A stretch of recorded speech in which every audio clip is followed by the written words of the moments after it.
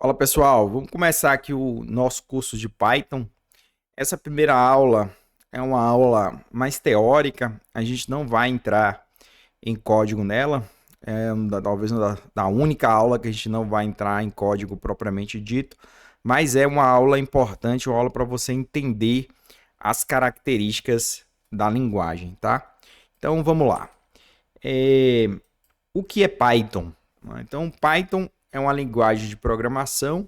Ela está aumentando cada vez mais aí em popularidade, em uso, e ela foi criada aí por Guido van Rossum em 1991. Né? Então já tem bastante tempo que existe, que a linguagem foi criada, né? Que existe a linguagem, mas principalmente recentemente ou há poucos anos atrás, relativamente recente, né?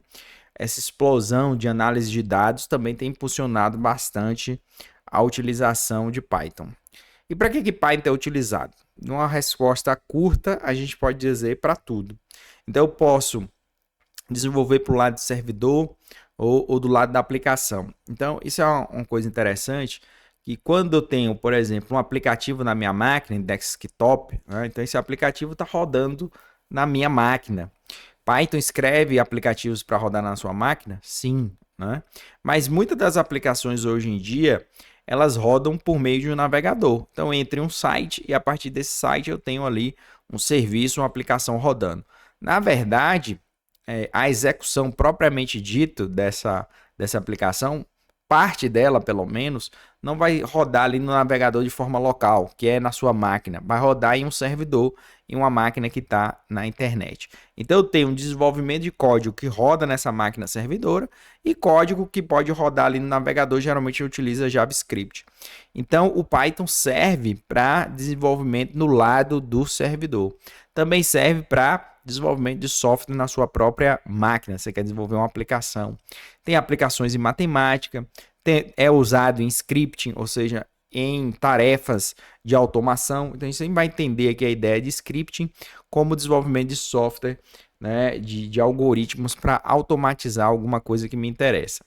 Bem, quais são os conceitos iniciais relacionados a Python? É uma linguagem fácil de aprender, mas ao mesmo tempo poderosa.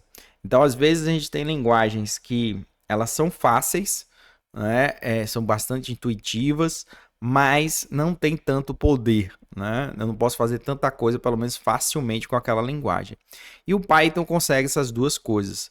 Então, eu consigo, por exemplo, em Python, ter bibliotecas de IA, de análise de dados, e é uma linguagem de programação fácil de aprender. Então, para quem é nativo da língua inglesa, programar em Python, lendo ali em inglês, você já consegue razoavelmente entender o que é que o código faz. A outra característica do Python é possuir uma natureza interpretada. E a gente precisa entender que tem dois tipos de formas de programar ou as minhas linguagens de programação. Elas podem ser interpretadas, né, ou podem ser compiladas. Quando eu tenho uma linguagem de programação compilada, significa que o código que eu escrevo, eu chamar de código-fonte, ele é transformado em um novo programa executável. Então, o programa executável está apartado do código-fonte, né, do programa que você escreveu. Na linguagem interpretada, esse código é executado em interpretador. Eu não gero um arquivo executável independente. Ele roda dentro de um programa que a gente chama interpretador. E o Python é desse tipo, ele tem uma natureza interpretada. Além disso, ela é ideal para scripting, ou seja, para automação de tarefas. Então, por exemplo, atividades geralmente de script a gente usa para automatizar tarefas dentro do meu sistema operacional. Então, eu preciso, por exemplo, mover arquivos de um local para outro durante um determinado horário, né, fazer algum tipo de operação, eu posso utilizar o Python, né, para rodar, por exemplo, no servidor Linux para fazer essas atividades aí de scripting. Ela também tem uma característica de desenvolvimento rápido. Por ser interpretada, eu não preciso compilar o código todo de novo.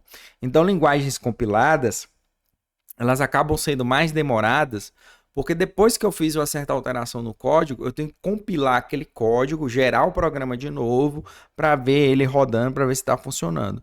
E se for um programa muito grande, esse processo de compilação pode ser demorado. Então, ela possui um desenvolvimento mais rápido, justamente por essa natureza aí de ser interpretada. Um interpretador Python, ele pode ser facilmente expandido aí utilizando a linguagem C ou C++. Então, quem conhece C e C++ pode criar novas funções, novos tipos de dados para o Python. O Python também é adequado como uma linguagem de extensão para aplicações personalizáveis.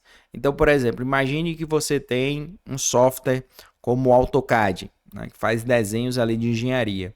Eu poderia ter ali como script para fazer ações automáticas dentro daquele meio do AutoCAD o Python. Ou imagine que eu tenho um jogo, né, e vou utilizar uma linguagem de programação para fazer determinadas ações ali. Então, o Python também serviria como essa linguagem de extensão dessas minhas aplicações personalizáveis. E por que utilizar Python? A gente já discutiu alguns motivos, mas aqui traz, né, um resumo. Então, o primeiro motivo, automação de tarefas, que é outra forma de a gente falar sobre a atividade de scripting. Está disponível aí, né, nos sistemas operacionais Windows, Mac, Unix, Linux, né, e como é interpretada, você pode pegar, portar esse código facilmente, porque esse código vai rodar em um interpretador. Então, não precisa me preocupar se ele está rodando no sistema operacional Windows, Mac, Unix ou Linux, né? Então, traz uma vantagem de portabilidade. É uma linguagem de alto nível. O que significa uma linguagem de alto nível? É a linguagem próxima dos humanos. Então, a linguagem de baixo nível, o exemplo de linguagem de mais baixo nível seria a própria linguagem de máquina, que é um conjunto de zeros e uns. Um pouco acima disso, mas ainda considerada linguagem de baixo nível, é o que a gente chama de linguagem assembly, né? E linguagens de alto nível, mais próximos ali da linguagem humana, que o ser humano consegue entender melhor, né? A gente chama de linguagem de alto nível. E um exemplo é a linguagem Python. Então, ela se classifica nessa região de linguagem de alto nível. Ela é interpretada e uma das vantagens que a gente falou é que ela economiza esse tempo porque não precisa da etapa de compilação, de gerar um novo arquivo. Aqui está até mais detalhado, falando que não precisa nem da compilação, nem da vinculação, que é o linking. Então, no processo de compilação, o que eu faço?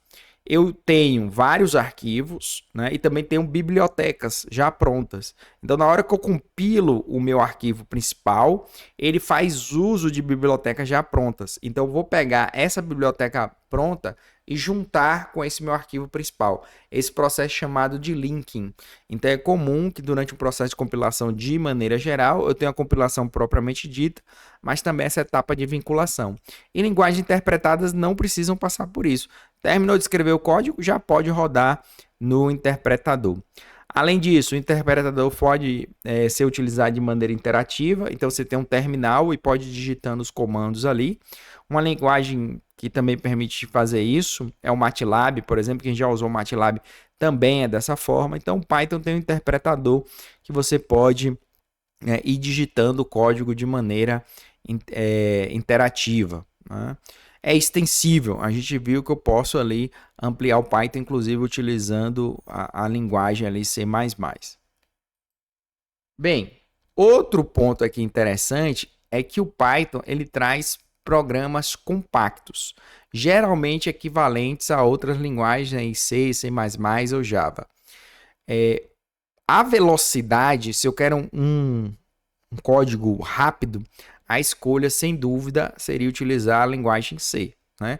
Java também teria um problema, porque eu tenho uma máquina virtual ali, né? A máquina virtual Java, e Python, por ser também um interpretador, ele perde em relação a essa questão da velocidade, mas gera, né, programas menores, né, que outros equivalentes, né? Aqui está dizendo até que ele ganha em termos aí de tamanho. Os tipos de dados são de alto nível, então eu já tenho estruturas de dados prontas, complexas, a gente vai falar sobre estrutura de dados durante o curso, mas eu tenho estruturas já prontas, complexas, que eu posso utilizar.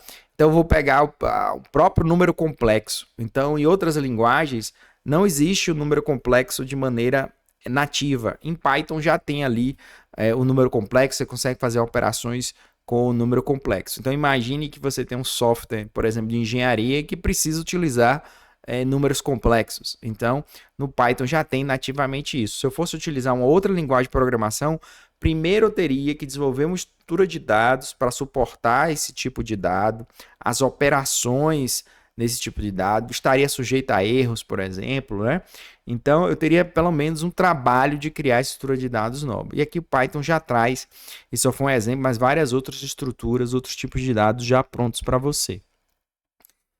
Uma coisa aqui que o Python faz é te obrigar a organizar o seu dado, ou o seu código, que é por meio do que a gente chama de indentação. Eu, particularmente, não gosto disso na linguagem, mas foi uma opção. Na verdade, nenhuma linguagem eu gosto dessa obrigação da indentação. Eu acho que o programador é capaz de organizar o código, né? Então, em C, por exemplo, a gente usa ali só abre uma chave, fecha uma chave e eu consigo entender qual é o escopo do código. Mas essa foi uma decisão. Então, o Python te obriga a deixar o código organizado, obrigando a você a utilizar esses recursos, tá? Além disso, não existe uma seção de declaração de variáveis, nem eu preciso dizer qual é o tipo da variável. Eu não preciso declarar explicitamente qual é aquele tipo de variável. A gente vai entender esse conceito de declaração, né? Se você já programou outra linguagem, já está entendendo o que eu estou falando aqui, mas eu não tenho esse tipo explícito, eu não preciso declarar. Ele entende dinamicamente qual é o tipo do dado. Uma curiosidade é que o Python, muita gente acha que está ligado lá à cobra Python, né? Acho que nem fala Python, mas na verdade foi uma homenagem a esse programa aí que era exibido na BBC, chamado Monty Python Flying Circus. Então o criador gostava muito aí da série, por isso deu esse nome da linguagem de Python. Quais são as características? A gente já viu todas as características, aqui é um resumo para a gente fechar. Então, é uma linguagem de alto nível porque é próxima do entendimento humano, da linguagem humana. É interpretada, ela não gera um código novo, compilado. É de script, é utilizado para automação. É imperativa, porque eu dou uma ordem, eu digo exatamente o que é que o meu código deve fazer, né? Passo a passo, eu digo como aquele algoritmo deve ser executado. Segue um paradigma de orientação a objeto, também segue o paradigma funcional, né? Onde eu posso devolver funções, funções podem ser parâmetros. Tem também uma tipagem dinâmica e forte. A tipagem dinâmica significa que ele entende, né, automaticamente, infere qual é aquele tipo de dado. Eu não preciso dizer qual é o tipo daquele dado. Eu não preciso dizer que uma variável é do tipo inteira. Pelo contexto, ele vai entender qual é aquele tipo de variável.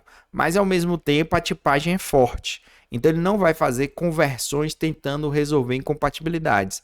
Então, imagine que uma variável foi identificada como sendo do tipo inteira e uma outra variável é um caractere, um string. Se você tentar juntar esses tipos de variáveis, dará um erro, né? Por quê? Porque a tipagem é forte. Então não confunda a tipagem dinâmica com tipagem forte. Tipagem dinâmica é porque eu não declaro o tipo da minha variável. E forte é porque eu não consigo misturar tipos diferentes de variáveis de forma automática, a não ser que eu faça algum tipo de conversão. E por que escolher o Python?